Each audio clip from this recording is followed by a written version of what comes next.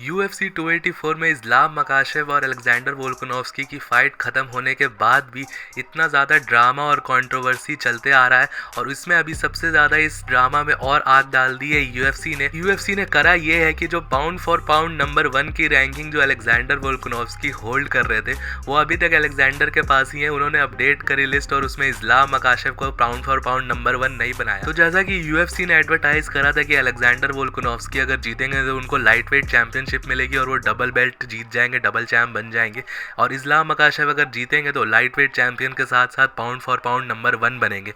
जैसा कि इस्लाम मकाशेव ने भी पोस्ट फाइट प्रेस कॉन्फ्रेंस में भी बोला था कि अब वो नंबर 1 बन गए और उन्हें ये यकीन था कि उनको पाउंड फॉर पाउंड नंबर 1 की रैंकिंग अब दे दी जाएगी क्योंकि उन्होंने वोल्कानोव्स्की को हरा दिया। लेकिन ऐसा हुआ नहीं और यूएफसी ने यहाँ पर ये डिसीजन लिया है कि वो पाउंड फॉर पाउंड नंबर 1 की जो रैंकिंग है वो अभी भी वोल्कानोव्स्की के पास ही रहेगी और इस्लाम मकाशेव अभी सेकंड नंबर पर ही रहने वाले हैं। तो यार ये जो पाउंड फॉर पाउंड नंबर 1 की रैंकिंग ना मिलना इस्लाम मकाशेव को, ये काफ़ी शॉकिंग न्यूज़ निकल के आई है।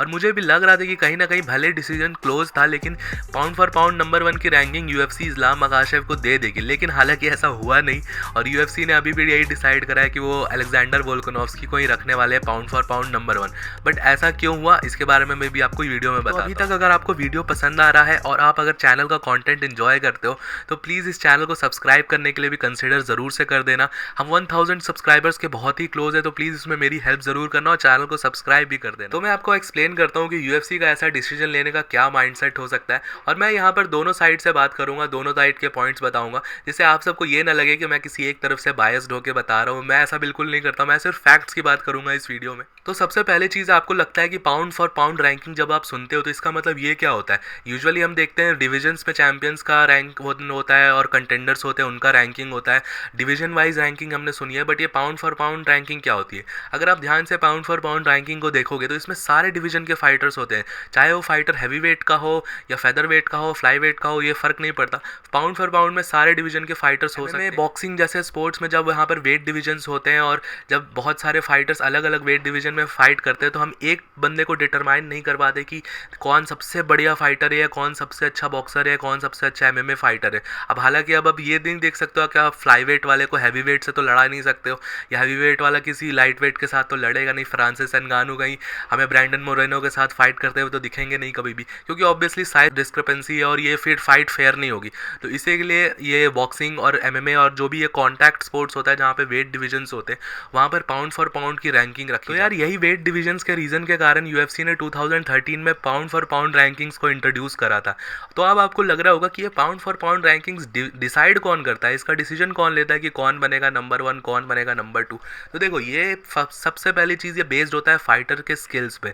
ये देखो यूएफसी की जो भी रैंकिंग्स होगी, आप अगर डिवीजन की रैंकिंग्स भी देख लो लाइट वेट वगैरह की, तो रैंकिंग्स उतना ज़्यादा मैटर नहीं करती है। क्योंकि देखो हम हमेशा ये नहीं देखते कि जो नंबर 1 का फाइटर है वही फाइट कर रहा है चैंपियनशिप के लिए, जो नंबर 1 कंटेंडर है। हमेशा देखते हैं कि 3rd, 4th, 5th, in fact 7th, 8th वाले भी कभी कभार चैलेंज कर देते हैं चैंपियन को। जैसा कि हमने देखा उसमें लाइट हैवी वेट डिवीजन जो था उसमें जमाल हिल नंबर 7th पे रैंक्ड था लेकिन फिर भी उसने चैलेंज करा ना चैंपियन को। तो यूएफसी की और इन जनरल एमएमए में जो रैंकिंग्स होती है हर प्रमोशन की उतनी ज़्यादा मैटर नहीं करती और उतनी ज़्यादा सिग्निफिकेंट नहीं होती।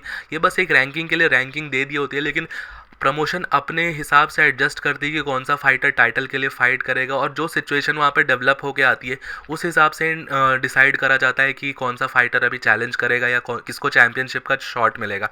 तो रैंकिंग्स उतनी ज़्यादा सिग्निफिकेंट नहीं है जैसा कि बाकी स्पोर्ट्स में हम देखते हैं। हो गई स्किल की बात। और जो सबसे ज़्यादा मेजर फैक्टर जो यूएफसी कंसिडर करती है यूएफसी की जो पाउंड फॉर पाउंड रैंकिंग होती है उसको डिटरमाइन करने में, उसमें बहुत सारे मीडिया के बंदे जो रहते हैं वो वोटिंग करते हैं और बहुत सारे एक पैनल बना रखा है यूएफसी ने, वो बंदे मिलके एक वोटिंग करते हैं कि कौन होगा यूएफसी का पाउंड फॉर पाउंड नंबर 1 और रैंकिंग डिसाइड करते हैं। तो इस वोटिंग के आधार पर ये रैंकिंग्स का डिसीजन लिया जाता है यूएफसी का, ऐसा यूएफसी का कहना और ये यूएफसी की साइट पे भी अवेलेबल है। देखो ऑब्वियसली कुछ बंदे मिलके वोट करेंगे, ये कोई ओपन वोटिंग तो होती नहीं है, तो ऑब्वियसली इसमें बहुत ज़्यादा चांसेस है शेडी बिजनेस होने का। और हम सबको पता है कि देखो यहाँ पर पर्सनल बायस ज़रूर आ जाएगा। और यूएफसी में और एमएमए का मेजरली एक ही डिस्क्रेडिट है इस चीज़ का कि इसमें रूल्स कोई बहुत ज़्यादा सॉलिड नहीं है। हाँ देखो फाइटिंग के रूल्स रूल्स हैं, ऑब्वियसली हैं, लेकिन ये रैंकिंग्स डिसाइड करने का ये सब का, ये सब सिचुएशनल होता है और ये सब फ्लूइड होता है बिल्कुल। आप कोई भी ठोस रूल नहीं है कि भाई ये इसको हरा देगा तो ऐसा। और यहाँ पर अलेक्जेंडर वोल्कानोव्स्की को ने अपना जो नंबर 1 स्पॉट है इसको रिटेन करने का यही रीज़न है, और इस्लाम मकाशेव को ना देने का यही रीज़न है कि इस्लाम मकाशेव ने बहुत कन्विंसिंगली वोल्कानोव्स्की को नहीं हराया। यहाँ पर यूएफसी का एक और मोटिव हो सकता है कि शायद से वो रीमैच की तरफ जा रही है। तो देखो, अगर यूएफसी वापस से रीमैच की तरफ जाएगी तो उनके पास एक बहुत बढ़िया स्टोरी रहेगी इसको मार्केट करने के लिए, फाइट को फिर से, क्योंकि रीमैचेस को मार्केट करना थोड़ा डिफिकल्ट होता है। हालांकि यहाँ पर मार्केटिंग में कोई इशू नहीं आएगा, लेकिन फिर भी यूएफसी ऐसा यहाँ पर शायद से एक स्टोरी लाइन क्रिएट करना चाह रही है कि देखो इस्लाम मकाशेव ने वहाँ पर जाके चैलेंज करा ऑस्ट्रेलिया में, लेकिन वो ये चीज़ उनको हरा दिया, लेकिन फिर भी वो पाउंड फॉर पाउंड की नंबर 1 रैंकिंग नहीं लेके आ पाए। तो इस बार वो वापस से ये चीज़ को नैरेटिव बिठा सकती है यूएफसी, और इसके कारण इस चीज़ को वापस से पोर्ट्रे करके एक वापस से मार्केटिंग स्ट्रैटेजी यूज़ कर सकती है, जिससे फाइट में और ज़्यादा इंटरेस्ट बनेगा और नए नए फैंस इसमें और ज़्यादा इंटरेस्ट लेंगे इस फाइट में। देखो यार, कहीं ना कहीं हमें डीप डाउन ये पता है, भले आप अलेक्जेंडर के फ़ैन हो या आप इस्लाम मकाशेव के फ़ैन हो, आप सबको ये पता होगा कि इस्लाम मकाशेव ने ये फ़ाइट को पूरा सेटिस्फैक्टरली नहीं जीता।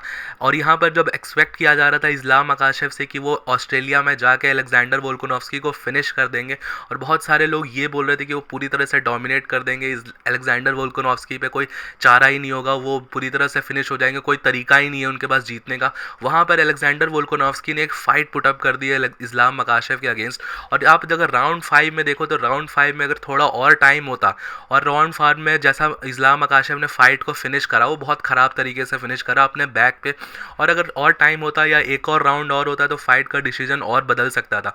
तो ऐसे में इस्लाम मकाशेव के साथ एक डाउट ज़रूर रह गया इस फाइट में कि क्या उन्होंने सही में ये फाइट जीती, और जीती भी तो उतनी सेटिस्फैक्टरली डोमिनेट करके नहीं जीती। हालांकि अगर अभी वो इस्लाम मकाशेव अलेक्जेंडर वोल्कानोव्स्की को फिनिश कर देते या और ज़्यादा डोमिनेटली या 5th राउंड में थोड़ा और अच्छा परफॉर्म करते, तो डेफिनेटली उनको ये पाउंड फॉर पाउंड नंबर 1 की रैंकिंग मिलती, और अभी उनको कोई भी ये सारी कंट्रोवर्सी फेस नहीं करनी। अगर आप मेरा ये पर्सनल ओपिनियन मानो तो मैंने कभी भी ये पाउंड फॉर पाउंड रैंकिंग्स को उतना ज़्यादा वैल्यू नहीं करा। मेरे हिसाब से ये उतना ज़्यादा मैटर नहीं करता, क्योंकि देखो ऑब्वियसली सब अपने अलग अलग वेट डिविजन्स में है। ये फाइट में और यूएफसी का कोई भी एक सॉलिड सेट ऑफ रूल्स नहीं है कि इसके ऊपर रिलाई किया जाएगा और इसी अकॉर्डिंग वो सर्च करिए। वो हमेशा से अपने प्रेफर्ड बंदे को ही देती है और अपने हिसाब से ये चीज़ चलाती है, क्योंकि देखो यूएफसी एक कंपनी, एक प्राइवेट कंपनी है, इसमें कोई भी एसोसिएशन वगैरह नहीं है या हमारे जैसे गवर्नमेंट ओन्ड कंपनी नहीं है कि इसमें कोई भी चीटिंग। आप डेना वाइट जैसा चाहे वैसा अपनी कंपनी को चला सकते हैं, हम उसमें बस एक व्यूअर की तरह और एक फाइट फैन की तरह ही देख सकते हैं। इसमें कोई लीगल बाउंड नहीं है यूएफसी की। इस्लाम मकाशेव ने विक्ट्री ली है तो उनको वो पाउंड फॉर पाउंड की रैंकिंग देनी पड़ेगी, ऐसा कुछ भी कहीं पे किसी कॉन्ट्रैक्ट वगैरह में भी नहीं लिखा हुआ है। और यार जो मैटर करता है वो है चैंपियनशिप, और चैंपियनशिप अभी भी इस्लाम मकाशेव के पास ही है।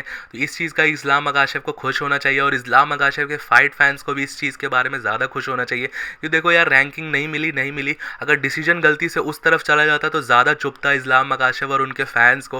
तो मेरे हिसाब से ये डिसीजन में उतना ज़्यादा ध्यान नहीं देना चाहिए आप सबको इस चीज़ पे ध्यान देना चाहिए कि रीमैच की प्रिपरेशंस यूएफसी पहले से ही कर रही है, और पीछे से जो ये फाउंडेशन बना रही है रीमैच का, ये बहुत ही तगड़ा होने वाला है। और मेरे को तो सोच के ही गूज़बम्स आ रहे हैं कि भाई जो रीमैच होगा उसमें जो इंटेंसिटी और फेरोसिटी होगी दोनों साइड से वो एकदम खतरनाक होगी। इस बार अलेक्जेंडर वोल्कानोव्स्की के पास ब्रैगिंग राइट्स हो गए इस्लाम मकाशेव के ऊपर, और देखते हैं कि इसके ऊपर जो ट्रैश टॉक और हाइप जो बिल्ड होगी वो नेक्स्ट लेवल ही हो। तो यार यही सारी थी अपडेट्स जिसके बारे में मैंने आप सबसे डिस्कशन करा अभी इस फाइट के बारे में।